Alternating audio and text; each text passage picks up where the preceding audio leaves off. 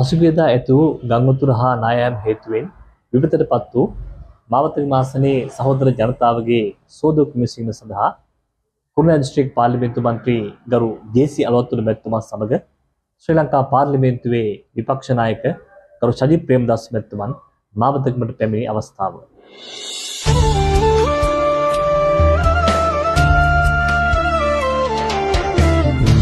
කඳුළු බිඳුවක මහ බරක් දැනෙන මිනිසා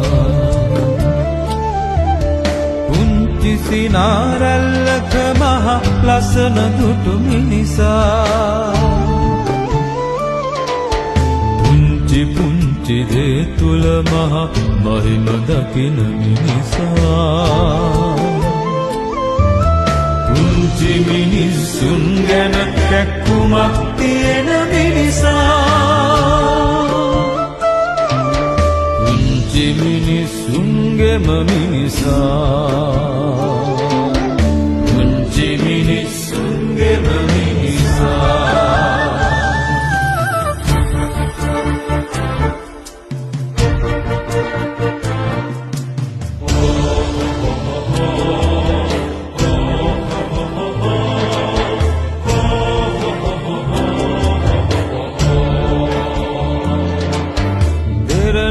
මිදි දුක්කඳ නිමනෑ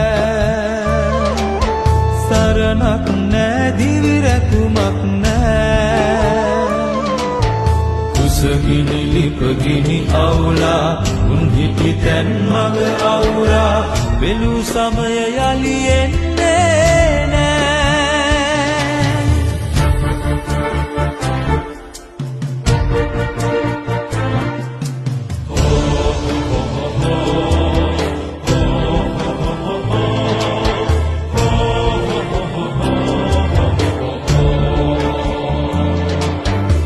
මිතුරන් මිස සතුරු කැලක් නෑ තනියෙන් ජය ලබන ගම මේ මාවතගම කොට්ටාසේ ජේ.සී. අලවත්තුල මැතිතුමත් මමත් කුරුණෑගල දිස්ත්‍රික්කයේ විශේෂයෙන්ම විපතටපත් වූ ජනතාවට ලබා දෙන ඒ සහන ටික හරියාකාරව පොලින්ම ලැබෙන ආකාරයට අපි පාර්ලිමේන්තුව තුළ ඒ කරන යෝජනා ටික අපි ඒ වගේම දැන් ගෙවල් ගානක් අහිමි වෙලා ඉන්න දැනුත් කතා කරා.